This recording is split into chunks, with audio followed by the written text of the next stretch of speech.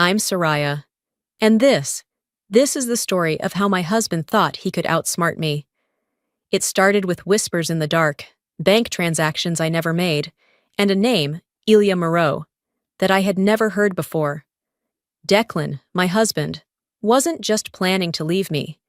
He was planning to take everything, but he underestimated me. He thought I would crumble. Instead, I moved first.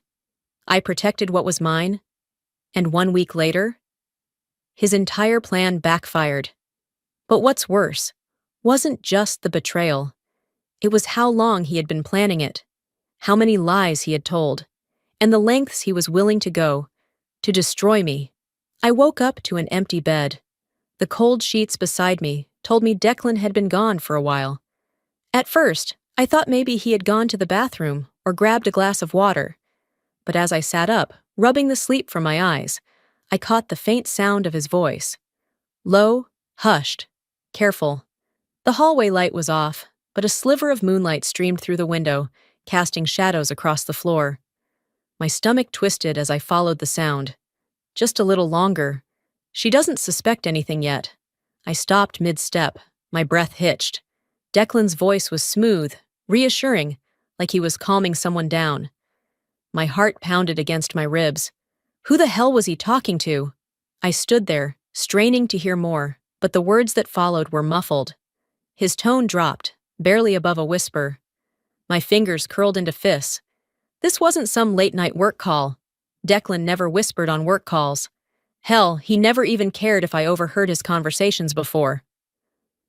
My mind raced through possibilities, each one worse than the last. After a few seconds, I heard his footsteps approaching. I barely had time to dart back to the bedroom before he rounded the corner. My pulse hammered as I slid under the covers, feigning sleep. A moment later, I felt the bed dip. His weight shifted beside me, but I kept my breathing steady. A few minutes passed, and then he exhaled slowly, relaxed, like nothing had happened. I turned over, blinking up at him. "Where were you?" My voice came out soft, groggy, like I had just woken up. "Bathroom," he muttered without hesitation. "A lie? And the phone call?" Declan barely flinched. "Just a client. Had to smooth out some details for a case." I stared at him, watching for any sign of hesitation. He met my gaze, unreadable as always. Maybe I was overthinking. Maybe it really was work. But that whisper, that sentence, she doesn't suspect anything yet. I swallowed the lump in my throat and forced myself to roll over. My mind was screaming at me, but I ignored it. Not tonight. Not yet. The next morning, I woke up before Declan. He was still fast asleep, his arm draped across the pillow, where my head should have been. I slipped out of bed, grabbed my phone, and padded barefoot to the kitchen. I didn't usually check our bank accounts. Declan handled most of the finances, and I had never given it much thought. But something felt off. I scrolled through the transactions. My stomach tightened. $500, $1,200, $750, $2,000, a dozen withdrawals over the past 3 months, all relatively small but frequent enough to raise a red flag. Declan and I shared expenses, mortgage, utilities, groceries, but we also had separate accounts for personal spending.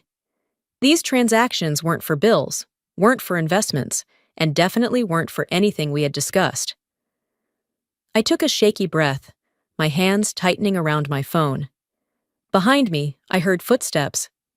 I quickly locked my screen and turned to see Declan leaning against the doorway, rubbing his neck. "Morning," he mumbled, voice thick with sleep. "What's for breakfast?" I set my phone down. "I was about to ask you the same thing." He smirked, stepping forward to pour himself coffee. "Guess it's your turn then." I watched him take a sip, his free hand resting on the counter. "I checked our bank account this morning." Declan froze for half a second. Just long enough. His grip tightened around the mug before he forced a chuckle. "And? There are a lot of small withdrawals." I crossed my arms. "Things I don't recognize." He barely hesitated. "Just small investments. A few business opportunities. Business opportunities? Declan nodded, setting his cup down. Nothing to worry about. Short-term gains, that's all. He was lying. I knew it. I just didn't know why. The rest of the day, I tried to shake the unease. But Declan wasn't helping. He was glued to his phone, taking calls in the other room. His screen was always face down when he set it on the table.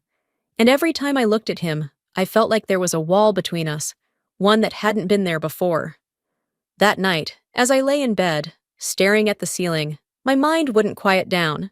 Declan had always been confident, smooth, a man who knew how to talk his way out of anything. But I had been with him long enough to know when something was off. And something was definitely off.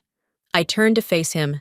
He was already asleep, his breathing steady, his face calm, like a man with nothing to hide. I wasn't convinced. A voice in my head whispered the words I had been trying to push away all day. Am I being paranoid? Or is something really wrong?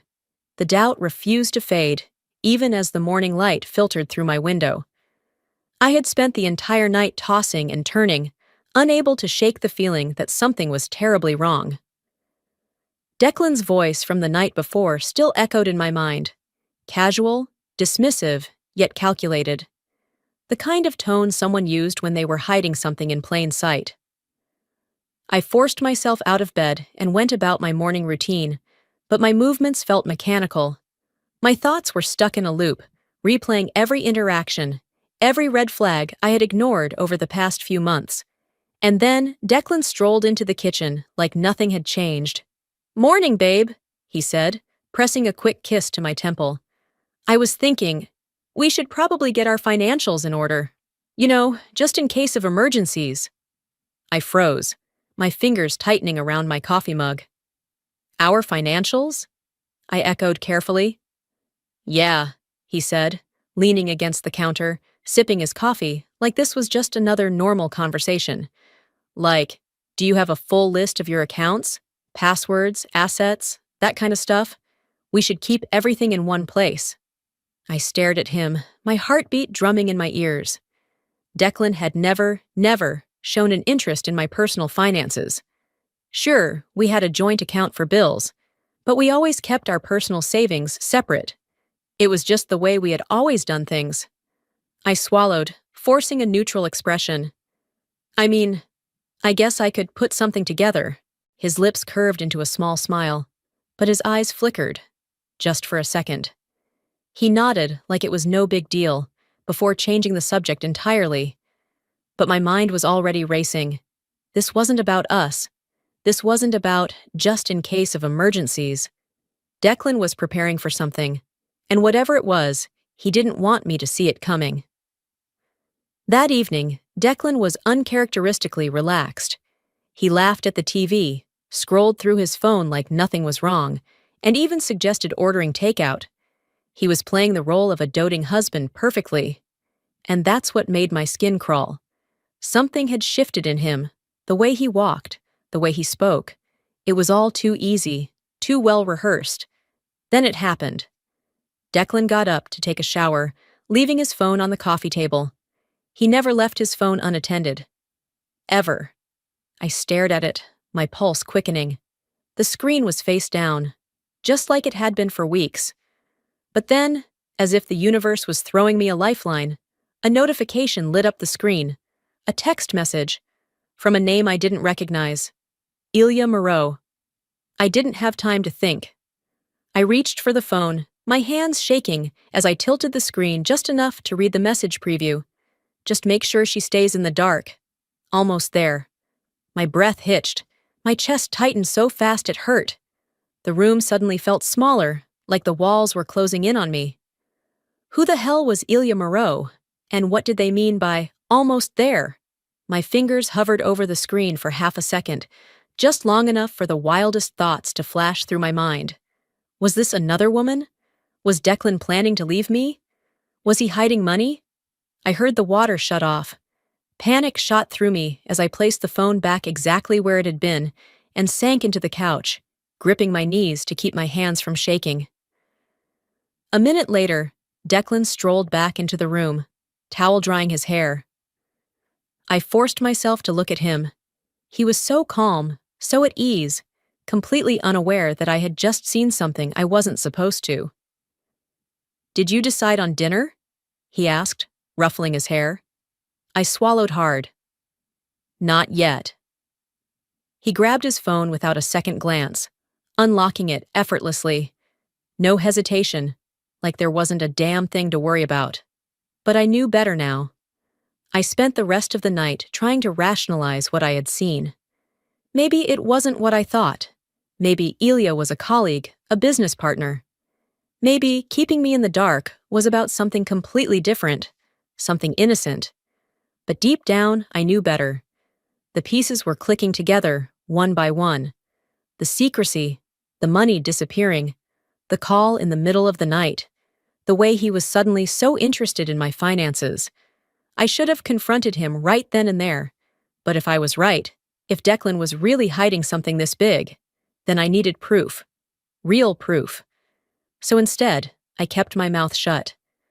I let him kiss me goodnight, let him slip under the covers like nothing was wrong. And then I lay there, gripping my phone, whispering into the dark. Who the hell is Ilia Maro? The next morning, the question still haunted me, gnawing at my every thought.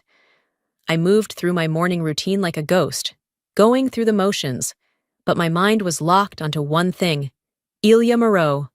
The name lingered in my brain like an unsolved puzzle, a piece that didn't fit but refused to be ignored. Declan sat across from me at breakfast, scrolling through his phone, perfectly at ease. I wondered if he had any idea I had seen that message. If he did, he was a damn good actor. But then, as if sensing my suspicion, he looked up and smiled. "Hey babe, can you sign something real quick?" I nearly choked on my coffee. "Sign what?" I asked, keeping my voice light. "Just some financial updates for tax purposes," he said, sliding a document across the table. His tone was casual, but his fingers drummed against the table in an uneven rhythm. A tell. I picked up the papers, my stomach tightening as I skimmed through the first page. Legal jargon filled the document, but one thing became painfully clear.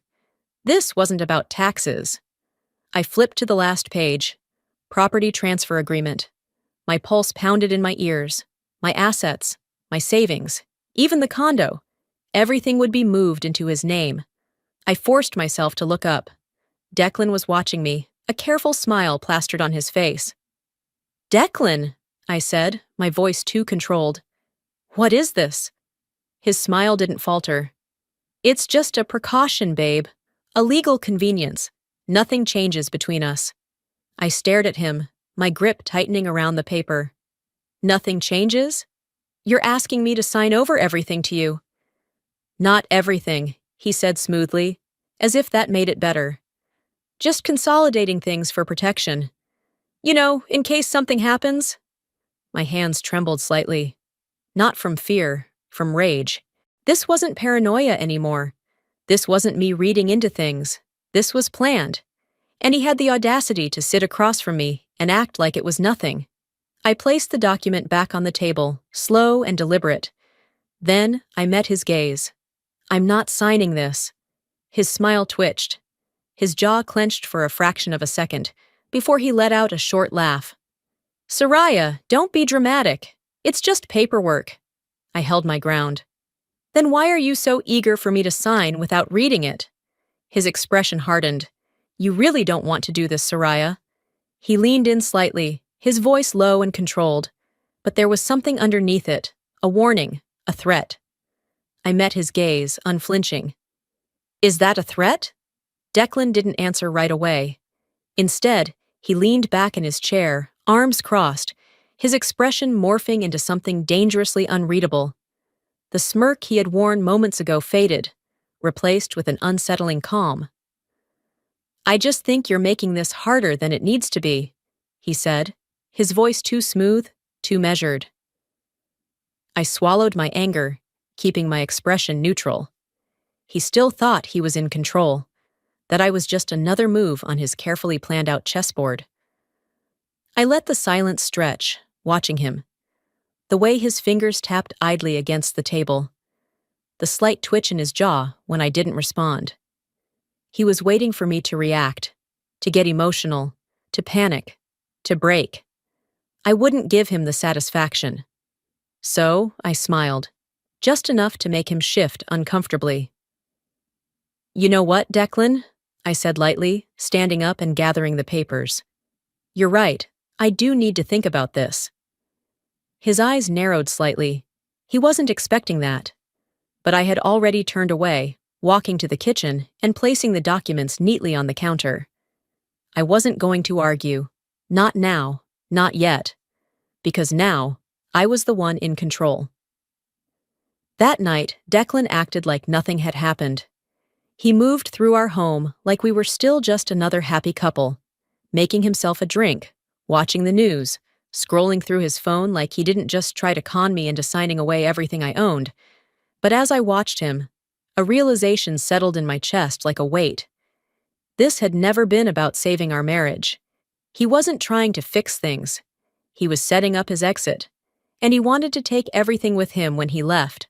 The next morning, I found him in the living room, sipping his coffee like he didn't have a single worry in the world. But when I sat across from him, he glanced up, immediately sensing that something had shifted. "We need to talk," he said, setting his cup down. I tilted my head. "Oh?" He exhaled, as if this was difficult for him, as if he was the one struggling. "I think we should separate." There it was. He said it like a man delivering a well-rehearsed speech, every word perfectly measured. "It's not working anymore," he continued, his tone even. "You have to see that." I stared at him, unmoving. He wasn't asking for a divorce. He was telling me it was happening. I let a beat pass, then another, before I finally spoke. "You've been planning this, haven't you?" A flicker of something crossed his face, gone before I could name it. "It's for the best, Sariah. We've grown apart." Grown apart. That's what he was going with? I leaned forward, resting my arms on the table. "You mean, you want out, but you want to make sure you don't leave empty-handed." His lips pressed into a thin line, but he didn't deny it. I could have screamed. I could have thrown the nearest object across the room. But I didn't, because something had shifted inside me. A steel resolve that hadn't been there before. So I leaned back in my chair, tilting my head slightly. Then, as calmly as I could, I said the words that would change everything. I already moved my assets. Declan's entire posture stiffened. His breath hitched. Not enough for someone else to notice, but I did. "What do you mean?" His voice was too sharp, too controlled. I smiled, slow and deliberate. "Exactly what it sounds like." His jaw clenched. I saw it then, the second he realized he had lost. He had spent months orchestrating this, setting up every little detail to ensure he came out on top. But he had underestimated me, and he hated that. A long silence stretched between us. Then, finally, Declan exhaled sharply and stood up. He grabbed his coffee, took a slow sip, then turned to me with a look that sent ice through my veins. His smile returned, but this time it was colder, calculated. "You're going to regret this, Sariah." She wasn't sure if it was a threat or a desperate bluff. Either way, she was ready. Declan had played his hand, and now it was her turn. The morning air felt heavier than usual as I moved through my routine. Coffee tasted bitter, and the silence of the apartment pressed against me like a weight. I told myself I wouldn't let his words from the night before get to me. But then came the knock at the door. Sharp, measured, official. I set my coffee down and took a breath before opening it. A man in a navy blazer stood on the other side, holding a thick envelope. "Sariah Keller? Yes." He extended the envelope, expression blank. "You've been served." My fingers tightened around the documents as I watched him walk away. The weight of the envelope felt heavier than it should have been. I didn't have to open it to know what it was. Still, I forced myself to sit at the kitchen table, exhaling sharply before sliding my nail under the flap and pulling out the papers. Petition for dissolution of marriage. I skimmed down the page, eyes landing on the financial demands. Declan wasn't just leaving. He wanted half of everything, the condo, the car, 50% of our shared assets, And, because he had the audacity, spousal support. I let out a bitter laugh, shaking my head. Of course, he thought he could take everything. He had been planning this for months, probably longer. The man I married was cold. But this was calculated. The smell of polished wood and freshly printed documents filled the air as I sat across from my attorney. She flipped through the papers, barely suppressing a smirk as she reached the financial breakdown. "Well," she said, tapping her nails against the desk, "he's got nothing." I raised a brow. "Just like that?" She glanced up, amused. "Just like that. You moved everything into a trust before he filed. That means legally he has no access. He can fight for spousal support, but considering your income history compared to his, it's not happening." I let out a slow breath, my shoulders finally releasing the tension I had been holding onto since that knock on my door. For the first time in weeks, I felt truly in control. Declan had spent all this time thinking he was the one orchestrating the game. He had underestimated me. That evening, I had just finished pouring myself a glass of wine when the front door slammed open. I didn't even flinch. Declan stood there, fury rolling off him in waves.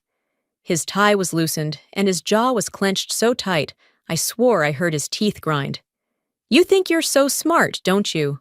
His voice was sharp, venomous. I took a slow sip of my wine, savoring the way his anger twisted around him like a storm. "I think I'm finally protecting myself." His hands curled into fists at his sides.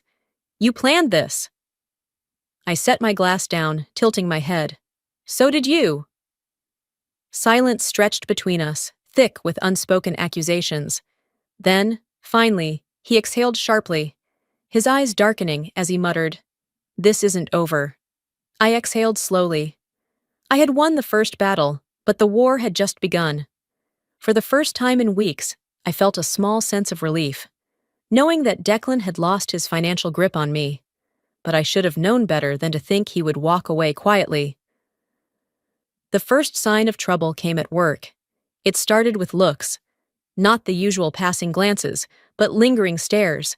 Whispers that cut off the second I entered the room. By mid-morning, my assistant, Rachel, hesitated before stepping into my office. "Hey, I think you should know something." I glanced up from my laptop, already exhausted. "What is it?" She shifted uncomfortably. "There's a rumor going around. I wasn't going to say anything, but—" She trailed off, wringing her hands. "Just tell me." Rachel hesitated, then sighed. "People are saying you took money from your joint accounts, that you were—" She swallowed hard, "laundering funds." I stared at her.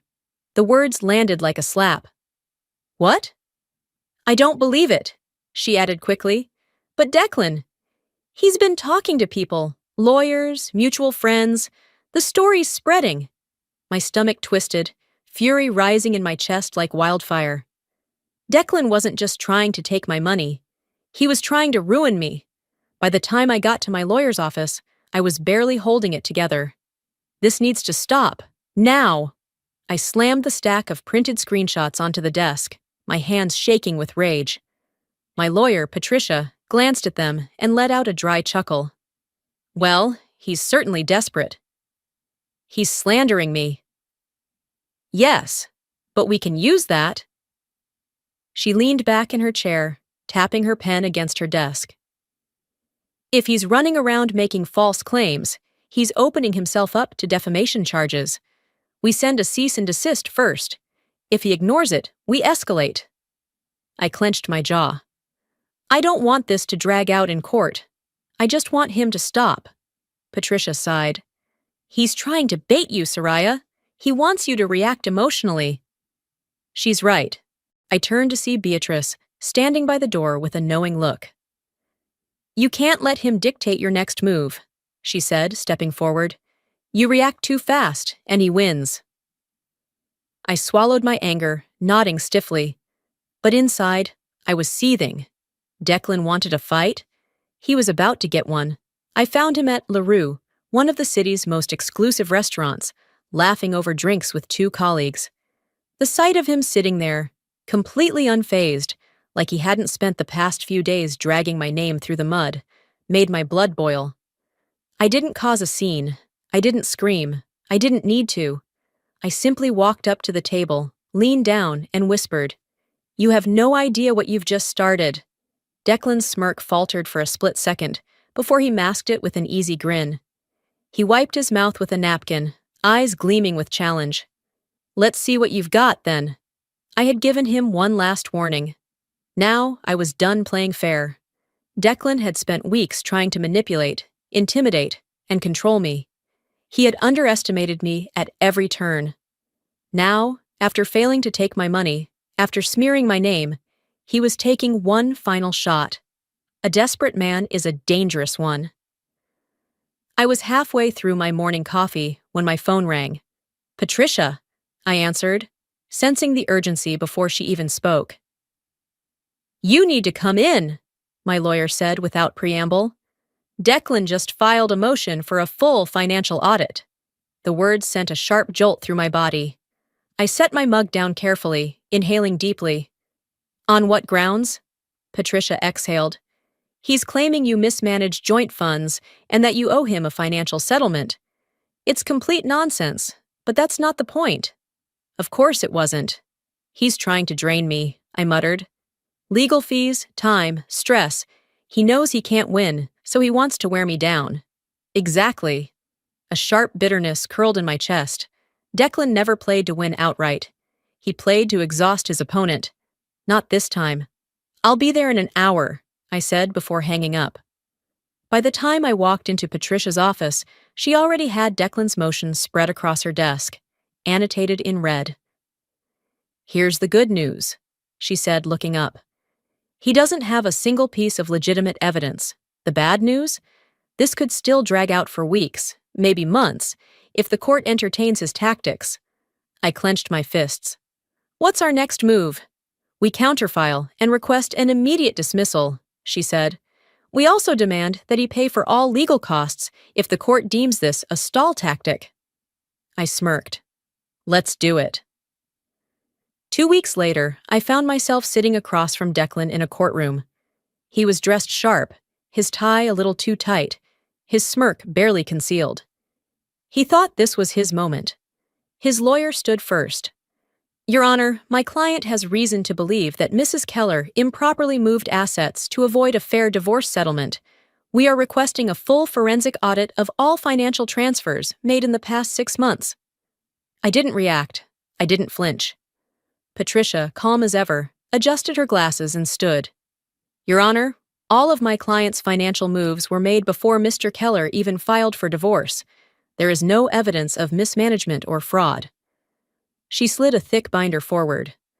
"Additionally, we request that this motion be dismissed with prejudice and that Mr. Keller be required to cover all legal fees, as this is a clear attempt at financial harassment."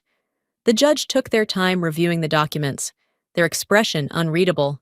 The room was tense, silent. Declan was watching me, waiting for me to squirm. I didn't give him the satisfaction. Finally, the judge looked up. "The court finds no grounds for a full financial audit. The motion is denied. Furthermore, due to lack of evidence, Mr. Keller will be responsible for all legal fees associated with this claim." A sharp clap of the gavel. Just like that, Declan had lost again. Outside the courtroom, Declan walked past me without a word. But as he passed, he muttered just loud enough for me to hear. "You think this is over? Just wait." I had won this round, but I knew. Declan still had one last move left. Men like him don't walk away quietly. They don't accept defeat. They regroup, re-strategize, and come back with something even worse. And Declan? He had been plotting this too long to let it end here. I didn't have to wait long to find out what his final move was. The call came the next morning. "Sariah, we have a problem," Patricia said. I gripped the phone tighter. "What now?" There was a pause, then the sound of papers shuffling. "Declan and Ilia have filed a formal complaint. They're accusing you of financial fraud. According to their evidence, you've been falsifying financial records for months." I felt the air leave my lungs. If this accusation stuck, I wouldn't just lose money. I could be facing actual legal consequences. They submitted documents, Patricia continued, her voice tight. If the court takes this seriously, you'll be forced into a criminal investigation. The world tilted slightly. I pressed my fingers against my temple, willing myself to stay calm. And the documents, are they real? A scoff on the other end. Absolutely not, but they're good. Someone doctored them well. Of course. Ilia, the invisible hand guiding Declan's every move. But, Patricia added, I had Beatrice take a look at them before calling you. And she found something, a flicker of hope. What? She recognized the timestamps on the financial transfers. Someone forged them, but they didn't realize one key detail. Those accounts didn't even exist when those transactions supposedly took place. I let out a sharp exhale. That was it. That was the mistake that would ruin them. My fear burned away, replaced by something sharper. Declan wanted a war? Fine. I was about to end it. By the time I arrived at Patricia's office, I had made a decision. I wasn't just going to defend myself. I was going to bury them. I want to go on the offensive, I said, placing my palms flat on her desk. Not just to clear my name. I want to take them down. Patricia studied me for a moment, then nodded. Good. Because we have enough to do it. She motioned to a folder. We contacted a forensic financial analyst. They confirmed what Beatrice found. The documents were doctored. She smiled, sharp and satisfied. So here's what we do. We file a motion proving the documents are fraudulent. Then, we sue Declan and Ilia for defamation and falsifying legal evidence. I nodded. And I want full damages. Patricia leaned back, clearly pleased. I thought you might say that. 2 weeks later, I faced Declan in court for what would be the last time. I watched him closely as Patricia laid out our case. She spoke with precision, her voice carrying across the room. These documents, submitted as evidence against my client, were fabricated. We have irrefutable proof that the financial transactions listed never happened. The forensic analyst took the stand, detailing every false timestamp, every manipulated number. Declan's lawyer squirmed. They knew they were losing. Then came the final blow. Patricia placed a new folder on the judge's desk. Your Honor, in light of these fraudulent accusations, my client is countersuing Mr. Keller and his associate, Ilia Maro, for defamation and the submission of falsified legal evidence. The silence in the courtroom was deafening. Declan's lawyer turned to him, whispering something urgent. Declan's jaw was locked, his face pale. Finally, his lawyer stood and cleared his throat. Your Honor, my client wishes to withdraw his claims. Of course he did. He had no choice. The judge nodded. Motion dismissed. Furthermore, Mr. Keller will be responsible for all legal costs. Declan had lost. Completely. As we exited the courthouse, Declan walked past me without a word. I didn't stop him. I didn't need to. I let him take a few steps before I whispered, just loud enough for him to hear. We're done here. For the first time in months, I felt something I had almost forgotten. Peace. No more court hearings, no more threats. No more waking up in the middle of the night, dreading what Declan would do next. I had won. It didn't feel like some grand victory, not in the way I had imagined. There were no fireworks, no dramatic final words. Just silence, the kind that comes after a storm when the sky is still heavy, but the thunder is gone. And for the first time, that silence didn't scare me. 2 days later, I met with Patricia for the last time. She slid a final stack of papers across her desk. It's done. Declan signed the settlement. I exhaled slowly, my fingers hovering over the documents before finally picking them up. I scanned through the details, even though I already knew the outcome. Declan got nothing, not a dime. His financial claims? Dismissed. His defamation case? Backfired. His reputation? Ruined. He had tried to destroy me, and in the end, he was the one left with nothing.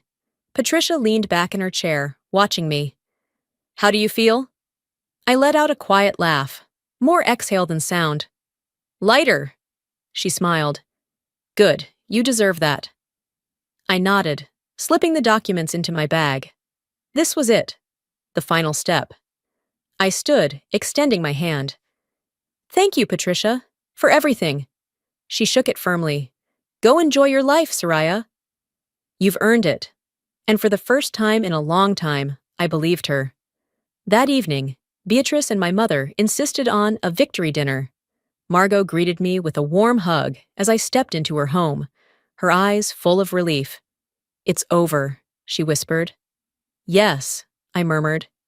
It is. Beatrice poured champagne, raising her glass with a mischievous grin. To freedom! And to never letting a man think he can outsmart you again. I clinked my glass against hers, laughing. I'll drink to that. We ate, we talked, we reminisced. And for the first time in months, I wasn't constantly looking over my shoulder. I wasn't waiting for the next hit. The war was over. Later that night, I stood on my balcony, gazing at the Chicago skyline. The city lights shimmered, stretching infinitely into the horizon. Everything felt different. I was no longer the woman who had ignored the warning signs. No longer the woman who had believed in the illusion of safety, of permanence. I had lost things, trust, time, the version of love I thought I had. But I had gained more, strength, clarity, control. My phone vibrated on the table beside me. I glanced at the screen. Unknown number. I didn't hesitate, blocked. I turned back to my laptop, opening a blank document. A new chapter, a new story, my story. As I closed my laptop, I whispered, "This is my story now." Before we wrap up, let me leave you with something to think about. Life has a way of testing us in the moments we least expect. Sometimes the people we trust the most are the ones who betray us the deepest. But here's what I've learned. Strength isn't about avoiding betrayal, it's about how you rise after it. When I stood at the edge of my marriage, I could have let it break me. I could have let fear and doubt consume me. But instead, I chose to fight. Not just for my finances, but for my dignity, my freedom, and my future. And if there's one thing I hope you take from this story, it's this. You are stronger than you think. If you've ever been blindsided by betrayal, if you've ever felt like the rug was pulled from under you, know this. You are not alone. Life may throw its worst at you, but it's in those moments that you discover who you truly are. And sometimes, walking away from what no longer serves you is the greatest victory of all. Now, I want to hear from you. Have you ever faced a situation where you had to fight for yourself, even when the odds were against you? Share your thoughts in the comments. I read every single one of them. And if this story resonated with you, drop a 1 in the comments or tell me where you're watching from. And of course, if you want to hear more stories like this, make sure to subscribe to the channel and hit that notification bell. There's so much more to come. Until next time, stay strong, stay smart, and never let anyone take away your power.